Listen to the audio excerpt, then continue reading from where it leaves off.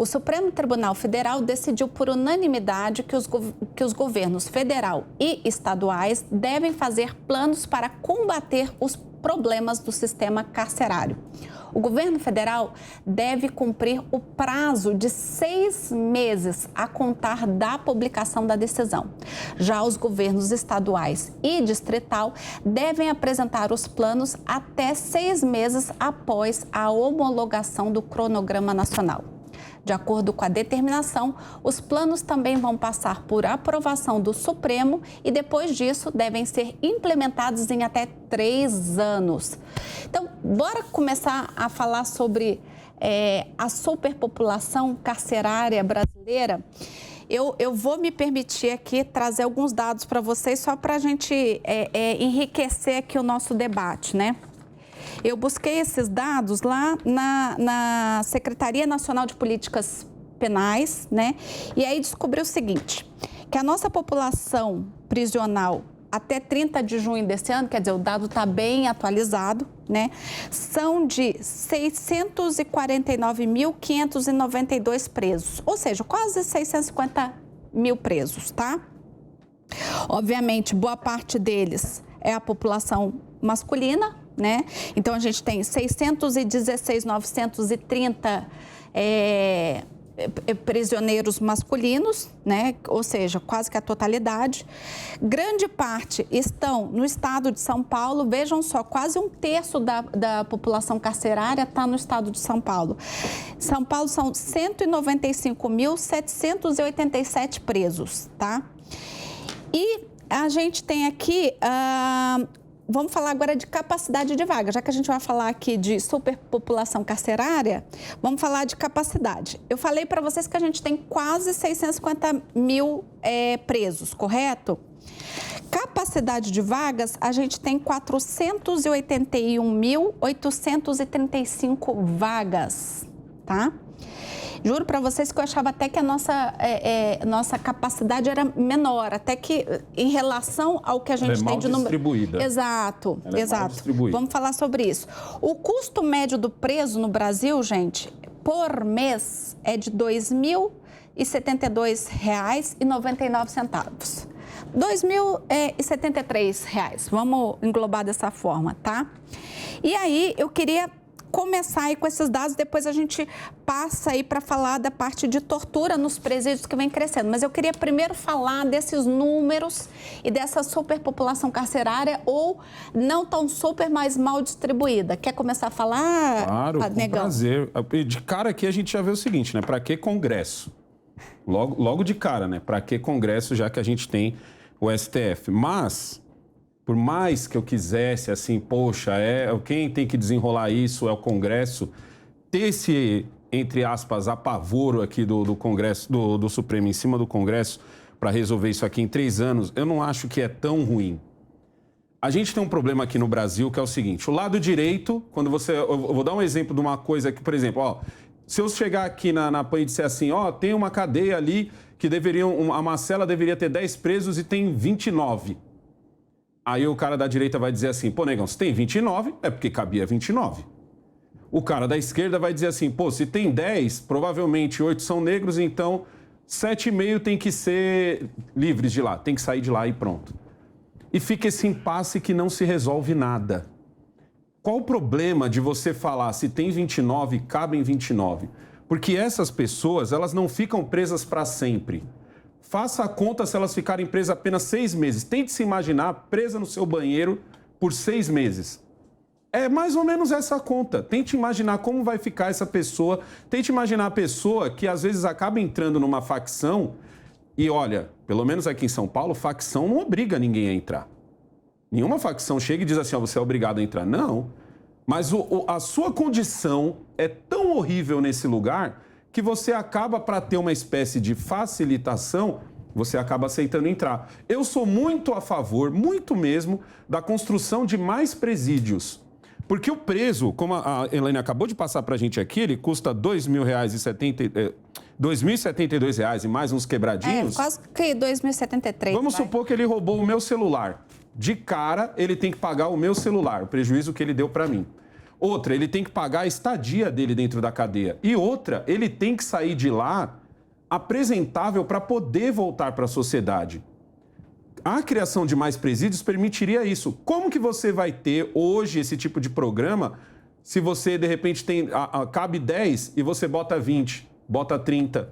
Coloca o camarada que roubou o meu celular, porque o meu celular estava aqui em cima, ele levou embora, leva ele, bota ele junto com o cara que apontou uma arma para mim.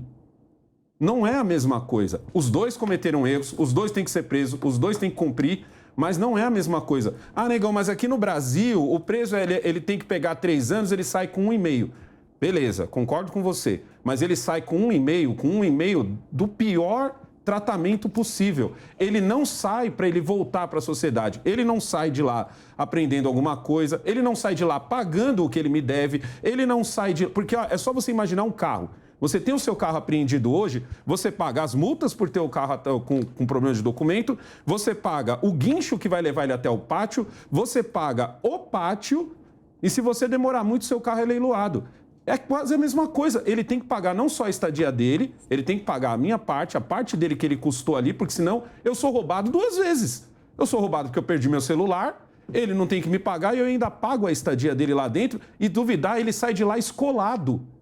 Ele entra lá como um cara que foi lá e pegou o celular do meu bolso e sai de lá um assaltante de banco. Ele sai de lá um traficante. Ele sai de lá devendo.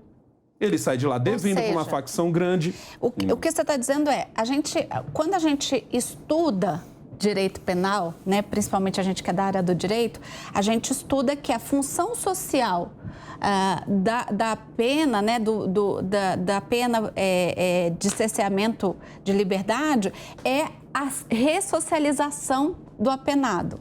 Então, o que você está querendo dizer é que não há essa ressocialização. Você concorda com isso? Tem que vir a ressocialização junta com ele entender o que fez errado. Ou seja, ele tem que ser privado da sociedade não para ser ressocializado e fazer um curso lá dentro. Para ele ter a pena do que ele fez, para ele entender o quanto foi doído o que ele fez. Tanto para mim quanto para a própria sociedade em si. Não se tem nenhum dos dois.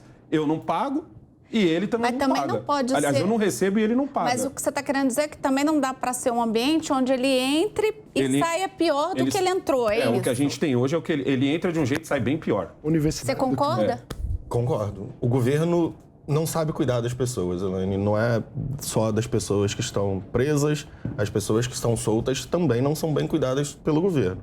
As pessoas que estão na cadeia, elas estão lá cumprindo uma pena determinada pela justiça que é muito bem delimitada. A pena de alguém que cometeu um crime não é viver pelo seu período em reclusão em companhia de ratos, em companhia de muito mais pessoas do que deveria conviver, não é para dormir em pé, é para você ficar recluso. Há uma determinação de como o Estado deve cuidar das pessoas que estão apenadas. E o Estado não cumpre. Não foi o STF que inventou que os governos estaduais e o governo federal devem cuidar dos presos com alguma dignidade. A Constituição de 88, que inclusive fez 35 anos nessa semana, garante o direito à dignidade a todas as pessoas. E os governos brasileiros, governos estaduais, governo federal, não cumprem um requisito básico da Constituição. O STF está tendo que fazer com que, e num prazo de 3 anos, Sim. um direito mínimo das pessoas que estão sob a tutela do Estado. Se as pessoas são entregues ao cuidado do Estado, a sociedade brasileira precisa cobrar o Estado que dê um mínimo de tratamento digno a essas pessoas. Sim. E nesse momento, nós não estamos aqui discutindo a gravidade dos crimes que cometeram, se a pena é alta ou baixa, se deviam ficar mais tempo ou menos tempo na cadeia. Nós estamos discutindo se os governos, se o Estado brasileiro devem tratar essas pessoas com alguma dignidade, acreditando que elas, em algum momento, retornarão ao convívio da sociedade, ou se a gente está abrindo mão dessas quase 650 mil pessoas para sempre. Tá, mas essa questão da violação dos direitos humanos, né? Falar de violação dos direitos humanos no sistema prisional brasileiro é uma pauta muito progressista. Todo mundo já fala assim, isso é coisa da esquerda, né? Porque a direita assim. já não pensa dessa forma. Vocês acham que tem a ver com partido ou é uma discussão que tem que ser totalmente Eu penso assim. partidária? Tem que ser uma discussão totalmente E eu acho partidária. que uma coisa importante da gente recolocar no debate público é que muita gente trata a questão dos direitos humanos em presídio como se fosse uma postura de alguém que quer passar a mão na cabeça de bandido, que acha que as pessoas não têm culpa, que são vítimas da sociedade. E o ponto é que não tem nada a ver com isso. A importância de garantir direitos humanos no presídio é também uma questão de proteção da sociedade. Porque quando você submete o preso dentro do cárcere a uma condição sem dignidade, a uma condição de superlotação, você acaba empurrando essa pessoa para a adesão ao crime organizado. Essa situação de desrespeito aos direitos humanos é o que faz dos presídios universidades do crime. Então, a violência como um todo, a insegurança, o crime na sociedade, fora dos presídios, piora quando você potencializa a força do crime organizado dentro das cadeias. Então, falar sobre direitos humanos nos presídios precisa ser uma pauta de todos que se preocupam com segurança pública e com direitos humanos, não apenas para os bandidos, mas para todos. Porque quando a gente fala em direitos humanos, as pessoas ficam achando que você está falando de dar privilégio para bandido. Não, a gente está falando também de proteger a vida de quem é assassinado, de proteger a propriedade de quem é roubado. E para isso, a gente precisa ser capaz de vencer, como sociedade, o crime organizado. O crime organizado não pode ser mais eficiente que o Estado que nos representa, que a gente elege para fazer políticas públicas. Então, essa é a questão. O problema é que o debate foi capturado pela polarização de ambos os lados de uma forma distorcida, como se fosse uma questão de você acha que o bandido é vítima da sociedade ou ele deve ter uma pena rígida. Eu acho que tem que ter uma pena rígida. Que tem muito aquele discurso, bandido bom é bandido morto, mas Não, aí... Mas isso é culpa dos nossos políticos de hoje. Os políticos de hoje, como diria Bezerra da Silva, eles gostam de cadeia e show cheio, porque é isso que dá lucro. Entendeu? Então, dá lucro você ter uma cadeia cheia porque você não precisa construir mais presídios.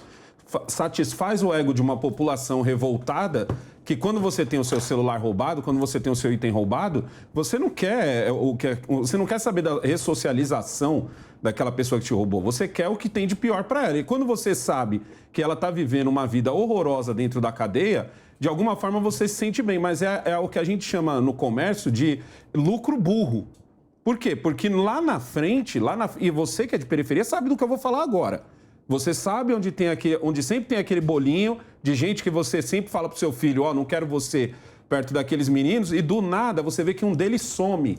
Um ou dois não tá mais aquele bolinho. E de repente, 6 meses, 7 meses, 8 meses depois, ele volta e tá ali. Por que ele volta e tá ali? Porque ele estava preso nesse meio tempo. E ele volta muito pior do que o que ele entrou. Tanto que ele nem pensa em ressocializar, porque muitas vezes ele deve. Então ele já tem que voltar. Por isso que a gente vê tanta gente de saidinha assaltando. A gente vê tanto de saidinha. A saidinha. O cara de saidinha que ele tem que visitar o pai, a mãe. Perfeito, inclusive. Exatamente. Ele volta e ele assalta. Ele não se faz esforço nenhum para que ele seja reintegrado à sociedade de novo. Eu entendo, eu já fui assaltado 8 vezes só no meu comércio. Eu entendo o ódio que se sente nessa hora. Mas, gente, vocês têm que pensar no lucro burro. Beleza, ele vai ser torturado, entre aspas, ali, porque ele está vivendo aquela vida horrorosa, mas quando ele sair, ele vai achar que você deve para ele. Ele te assalta com a cabeça de eu paguei mais do que eu devia. Quem é de periferia entende o que eu estou falando, que sabe que daqui 8 meses, 1 ano, no Dia dos Pais, você vai ver esse cara, você vai ver esse cara no Dia dos Namorados, você vai ver esse cara no Natal, você vai ver esse cara no Novo, você vai estourando moto, não deixando você dormir. Entendeu? O povo sabe de quem eu estou falando. Doutor Emerson, eu vou lhe passar a palavra e aí eu queria até entender o seguinte. Existe, de fato, o senhor que é penalista, essa questão de só consegue trabalhar porque você tem ali a possibilidade do apenado, né, do preso, trabalhar enquanto encarcerado e descontar isso na pena, né? Existe, de fato, uma política de só consegue trabalhar quem é chegado de determinado grupo ou do diretor do presídio? Existe isso ou isso é folclore? Pois bem, primeiro porque essa intervenção do STF junto aos governos do Estado, eu acho uma coisa demasiada, até porque cada Estado tem sua peculiaridade, tem a sua geografia, tem sua parte econômica, tem sua cultura, entre outras coisas, eu acho isso, sem dúvida alguma, algo muito demasiado. E aí, como você diz, na contramão de direção, que eu vou falar até, vou contrariar um pouco aqui o Alê Negão, que ele fala que tem que ter um número maior de presídios. Eu vou divergir disso. Por qual razão a gente não investe em política pública coerente, prudente e eficaz? E porque a gente não investe na tenra idade, no aluno, na educação? Você trazendo uma educação forte, compromissada, né, com princípios morais, podemos colocar religioso, né, e até mesmo político, e isso você pode, a médio e longo prazo, trazer um resultado muito positivo para uma população e para a nação. Hoje, como o Negão disse, muita gente não sabe. Dentro dos presídios existe uma regra própria em que o Estado, os tentáculos do Estado não alcançam, né, lá dentro. Lá existem suas regras próprias, existe a sua moeda corrente própria, e isso, sem dúvida alguma, então acho que a prioridade seria... Alguns presos têm alguns benefícios que outros não, é isso? Sem dúvida. E o crime organizado acaba, de uma certa forma, comandando os presídios, principalmente falando aqui pela capital e São Paulo, de modo geral. E existem as regras próprias, como eu disse, porque existem aqueles que concordam plenamente em viver sobre aquele regime e outros que não concordam, mas mesmo assim existe uma tabela, uma tarifa ali a ser contribuída para o crime organizado. E veja só, aos que têm a oportunidade do trabalho, né, de poder ter a sua pena cumprida no semiaberto, se ele tem um problema de ordem toxicológica, se ele tem vício com droga e ele estiver devendo, muito provavelmente, inclusive são os crimes que a gente muitas vezes vê nas saidinhas, de homicídio, latrocínio, roubo, entre outras coisas, é porque alguém do crime organizado determinou que aquele indivíduo cumprisse uma norma, inclusive se ele não cumprir, qual é a pena? Você sabe?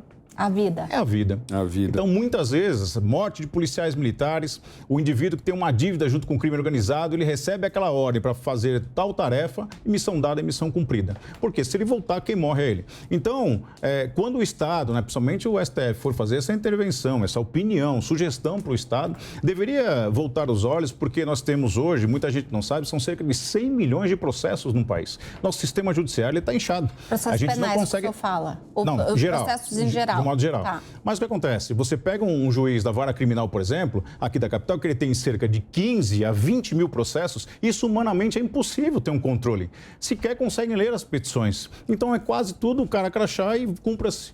A gente vive um problema muito difícil hoje no judiciário, que é o quê? É que o magistrado tem... E aí não é culpa do magistrado, é o próprio sistema, o inchaço do poder judiciário acaba trazendo essa mazela e, infelizmente, o resultado vai de acordo, né, na contramão da eu entendo o que o senhor está falando, de a gente fazer uma política de longo prazo, mas para resolver a situação de falência do sistema carcerário brasileiro atual, de fato, você tem que ter uma ação como essa do STF, não é isso? Mesmo se a gente falar em números, sem falar nas condições. As condições, eu acho que todo mundo que já visitou uma cadeia sabe, são situações absolutamente sub-humanas. Além disso, há 1/3 dos presos que não tem lugar, né? Nós temos, como você trouxe nos dados, nós temos 2/3 de vagas para 3/3 de presos. Logo, temos 1/3 sobrando. E se não cabe ao STF fazer com que os governos sigam a Constituição, a gente não precisa nem do cabo do soldado. Pode fechar lá e a gente vai tentar uma outra coisa. Os governos brasileiros diuturnamente desrespeitam a Constituição. Não é, se vocês quiserem, se a gente eleger um bom governador, a gente espera que os presos sejam bem tratados. Se a gente eleger um bom presidente, um presidente de bom coração, aqueles que estão sob a tutela do Estado serão bem tratados. Não é assim que funciona. O Estado brasileiro tem responsabilidades, algumas responsabilidades. Uma delas é tratar as pessoas que estão sob sua tutela com o mínimo de dignidade. E precisam ser cobrados, sim. É uma pauta muito complicada politicamente se falar indignidade dos presos. Porque, obviamente, como o Negão falou, as pessoas são vítimas da violência, são vítimas de roubos, têm parentes vítimas de homicídio. E é ok que as pessoas se sintam com vontade de se vingar das pessoas. Pô, óbvio, alguém te rouba, você quer agir com vingança. Sim. Mas o Estado é uma outra coisa.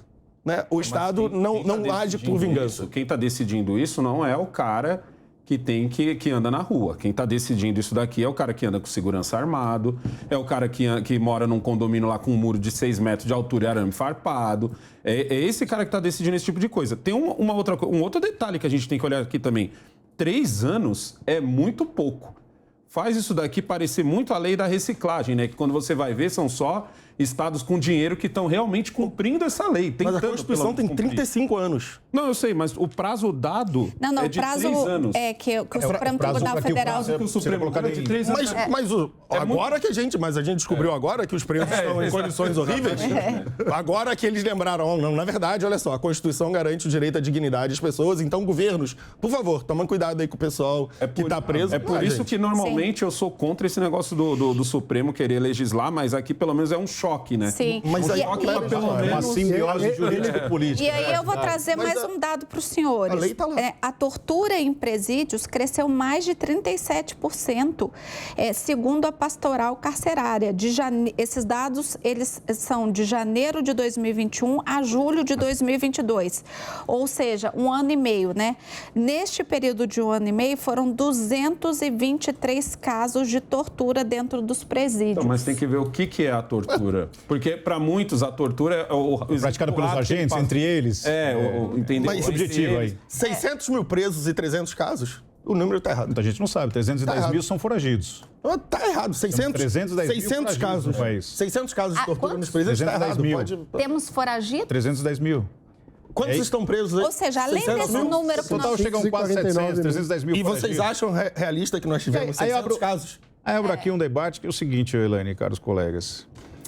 Essa tortura é um dado que isso não é aceitável em nenhum lugar. Sim. Mas eu digo assim, e as vítimas desses marginais que estão cumprindo pena? E aquela vítima que teve a sua vida ceifada por conta de um celular, de uma corrente, de uma bijuteria ou algo também são protegidas pela Constituição. Por qual razão eles não têm a capacidade de indenizar essa família? Porque, veja só, quem perde a vida de um parente por conta de um crime banal como esse, perde a vida, perde um parente e é algo irreparável. Mas na contramão de direção, ele, ainda que preso, ninguém quer ter sua liberdade cerceada, mas e como fica essa família? O desamparo, não só assistencial, mas governamental e principalmente a perda, que é algo... Mas depois que o crime está cometido, está cometido. O que seria... Não dá para fazer, a pessoa que morreu, morreu. A gente aqui mas não está... pode fazer um pai de família que sustentava a família... Mas o que a gente pode fazer? Por que o preso não pode trabalhar para indenizar essa família, como em outros países? Eu vou entrar... Porque nós temos 600 mil pessoas e 300 mil vagas. Os presos estão dormindo de pé. A gente tem que tratar uma coisa de cada vez. Né? Então nós temos que tratar aquele que está no lado oposto de uma norma e de uma moralidade, nós temos que sustentar e ter o cuidado com ele. Quer dizer, o cidadão de bem, aquele cara que acorda às 3 da manhã para pegar 2 ônibus, um trem e tudo mais. Não, isso chama Estado Democrático de Direito. Isso. A gente tem que tratar as pessoas com dignidade. Os criminosos são os criminosos, não o Estado. Mas aqui, eu tô falando. Aqui a gente não está passando pano. A questão não é questão de passar pano. A partir do momento que o sujeito... Não, ninguém está dizendo aqui, o preso é um sujeito bonzinho que tem que ser tratado com pão de ló na cadeia. Ninguém aqui pensa assim. Mas o que a gente está dizendo é a gente tem que dar o mínimo de condição, de dignidade, até para esse sujeito ter realmente algum tipo de oportunidade de ressocialização. Porque senão ele entra de um jeito e sai pior. E aí, então, eu quero colocar uma pergunta aqui para a mesa e vocês fiquem agora à vontade para falar na ordem que vocês quiserem. Vocês acham que privatizar o sistema carcerário vai resolver essa crise que a gente tem hoje? Vai melhorar. Eu não acho. Não? Eu acho que vai virar comércio. Eu tenho muito medo que, nesse caso, acabe virando comércio e acabe ficando pior do que o que a gente tem hoje. Mas o que eu acho que a gente tem que ter é uma cobrança em cima dos políticos. Para os políticos, do jeito que tá lindo. Porque eles não sofrem a violência, eles não sofrem o que o cidadão comum sofre hoje em dia na rua. Para mim, esse é o maior mote. Vamos pegar o exemplo da Cracolândia. Tá aí também, há tanto tempo. Pode apostar, ano que vem tem eleição para prefeito e vereador. pode apostar que tanto o candidato a prefeito quanto o candidato a vereador vai ficar fazendo vídeo na Cracolândia, dizendo que vai resolver, que o antigo não estava fazendo nada de certo. Por quê? Porque é lucro que a Cracolândia continue para cada 2 anos o candidato a governador e o candidato a deputado estadual, junto com o candidato a prefeito e o candidato a vereador, continuem lá fazendo sua campanha. Da mesma forma que a segurança pública. É um ciclo que vai continuando. Para eles está ótimo isso. Para eles está lindo ter traficante num morro exibindo fuzil. Para eles está lindo você ter agora o que a gente tem muito um problema aqui na periferia de São Paulo, que é o baile funk, que só se, entre aspas, resolve quando está chegando próximo de eleição.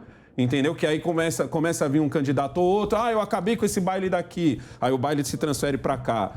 Eu acabei com esse... E de repente acabou a eleição, ele esquece do baile. As soluções só surgem nos períodos eleitorais. Exatamente. Essa solução tem tudo. Mas eu acho que...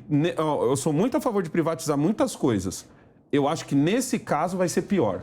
E você diz que é a favor? Sou a favor. Primeiro que já está privatizado. Quem faz a gestão dos presídios hoje? É o Estado brasileiro? Não é o Estado brasileiro. São as facções. Ou seja, a gestão dos presídios já está privatizada. O que sobra para o Estado possivelmente privatizar? A gestão das casas de detenção, onde os presos são acomodados. E o que nós temos hoje é um Estado que não consegue acomodar presos. A gente falou que rola tortura, pessoas dormindo de pé, pessoas vivendo em situações absolutamente desumanas. É esse serviço que a gente quer? Não quer. O que a gente precisa para não virar comércio, que é uma preocupação razoável? Nós precisamos que o Estado exerça o seu papel. Não tem exercido, né? Isso. O STF precisou ir lá pedir, por favor, vocês podem exercer o seu papel constitucional aí, exercer o seu papel de fiscalizar. O Estado tem que dizer quais são as diretrizes desses presídios privados. As diretrizes são essa e essa. Precisa ser remunerado pela reincidência. Se o preso tem menor... Se o seu presídio, as pessoas que saem do seu presídio são mais bem ressocializadas, você ganha mais. A sua remuneração é maior. Se o seu presídio é uma fábrica de novos bandidos, como são hoje, o cara entra porque roubou um celular e sai matando pessoas, você ganha menos. Nós precisamos desenvolver um sistema inteligente. Caso, um público-privado. Exato. Caso, um público-privado. É papel do Estado fazer a gestão dos presos. A gente não consegue privatizar isso, mas a gestão de presídios não precisa ficar subordinada a um político. Dá pra gente fazer um desenho em que as recompensas se casem com o benefício social. E o benefício social, nesse momento, é o quê? Que o cara que roubou o celular não volte a roubar celular ou não se transforme num assassino. Exato. Ou seja, mais importante do que debater se privatizar sim ou não como uma questão binária, é debater qual é a modelagem que a gente deseja num processo de privatização. Porque me parece claro que o Estado brasileiro, da forma como está, não é capaz e não foi por 35 anos de gerir adequadamente esses equipamentos. Então agora, como que a gente vai fazer uma força-tarefa determinada aí pelo Supremo para mudar a situação? Apostando no mesmo modelo que faliu, não, me parece pouco racional. Continuar apostando em algo que não está funcionando há 35 anos. Então a gente precisa discutir um novo modelo. E aí quais são os indicadores fundamentais para a gente pensar na qualidade de um equipamento como esse. Eu acho que essa é a discussão essencial que a gente precisa fazer. O Magno, se me permite, eu vou divergir, porque assim, teoria e prática, nesse aspecto jurídico, podemos dizer assim, elas são muito distantes, apesar de uma ter que casar com a outra. O que acontece? Muita gente não sabe. Quem é o diretor do presídio? O diretor do presídio é um agente penitenciário que é promovido a ser o diretor daquele presídio. Como é que funciona isso? Via de regra, para um presídio manter a calma, para não virar, que é a rebelião que a gente fala, 2 coisas são normas básicas para qualquer presídio manter ali a sua estabilidade. Visita íntima, liberada, né? E, infelizmente, a droga. Se não tiver esses 2 fatores, a cadeia vira. E aí, veja só, o diretor do presídio, quando ele é destituído desse cargo, ele retorna a bater chave, que a gente fala. Ou seja, ele volta a abrir as celas como outro agente penitenciário. E às vezes o sistema é muito mais forte do que a gente imagina. Então, muita gente, na teoria, ela é linda e maravilhosa, mas na prática ela destoa. E aí vou mais longe. Eu concordo que talvez a privatização trouxesse um resultado significativo. Só que eu digo, se o Estado, com o poder do Estado que ele tem, através dos seus agentes, do seu chefe do executivo, das suas polícias, tanto judiciária como policial militar, e os agentes agentes penitenciários, não consegue controlar o sistema prisional. Você imagina isso nas mãos de uma pessoa, né, uma empresa privada, em que a família fica suscetível a ameaças, todo tipo de violência, seja ela verbal, entre outras coisas. E aí a gente talvez, nós estamos falando de Brasil, e talvez aí tivesse um permissionismo muito maior do que é com o Estado. Então eu acho que é válido, é saudável, mas assim, a gente tem que lembrar que nós estamos no Brasil. Então isso, sem dúvida alguma, traria uma situação nefasta para o Poder Judiciário, além que o Estado tem o poder, né? Ele tem os tentáculos e mesmo assim acaba sendo ineficiente. Então você imagina isso nas mãos de uma empresa privada. Então você é contra. Então a gente quase que teve Mas um não é que é contra, eu acho que A descrição que você fez me parece de uma situação de privatização mal feita ainda, né? Porque, olha, se o agente não pode trabalhar direito, porque há uma regra, há um proceder, e a regra não é a regra do Estado, é a regra da facção, já foi privatizado. Não foi privatizado por uma empresa, foi privatizado por uns bandidos. Então, nós precisamos reestatizar as cadeias, que é tirar a lei dos bandidos, tirar a lei do crime, que é a lei o quê? Tem que ter visita íntima e tem que ter droga e voltar para a lei do Estado. Então, o Estado aí já falhou e nós já privatizamos para os bandidos. Em segundo lugar, os agentes do Estado também têm família, né? O cara também está com medo. Todo mundo está com medo. É um problema, não é um problema de teoria, é um problema do desenho de uma política pública. E a política pública precisa ser desenhada com a realidade em mente. E a realidade é que o Estado brasileiro entregou a gestão das cadeias para o crime organizado. Os seus funcionários trabalham de uma forma heróica, porque eu não gostaria de ser policial prisional. Eu imagino que ninguém aqui gostaria de ser policial prisional. É uma profissão absolutamente perigosa. Nós estamos colocando os agentes do Estado em risco, nós estamos entregando a gestão dos presídios ao crime organizado e nós estamos colocando 600 mil pessoas em prédios absolutamente inabitáveis. Eu não consigo imaginar de que forma essa situação se encaixa na Constituição que completou essa semana 35 anos. Vocês acham que do Carandiru para cá nada melhorou? A gente continua com o mesmo problema? Ganhou uma roupagem diferente. Uma roupagem apenas nova isso. só. É uma roupagem diferente, em que jogam a sujeira debaixo do tapete, colocam um artigo de perfumaria e vão tocando até onde... Não sei, isso é um colapso. Um dia vai estourar. E a gente, como você disse, o Estado é falido. Eventualmente estoura. No começo do ano tivemos rebelião no Rio Grande do Norte que causou uma situação de pânico na sociedade potiguar. O que, mais uma vez, mostra que restabelecer o controle dos presídios não é apenas uma questão de preocupação com os bandidos, é uma questão de preocupação com a segurança pública da sociedade como um todo, porque a falta de controle dentro dos presídios leva ao aumento da criminalidade e do crime organizado para todo o país. Eu vou convidar você que está nos assistindo, escreve aí no chat para nós se você é a favor ou contra a privatização do sistema carcerário brasileiro.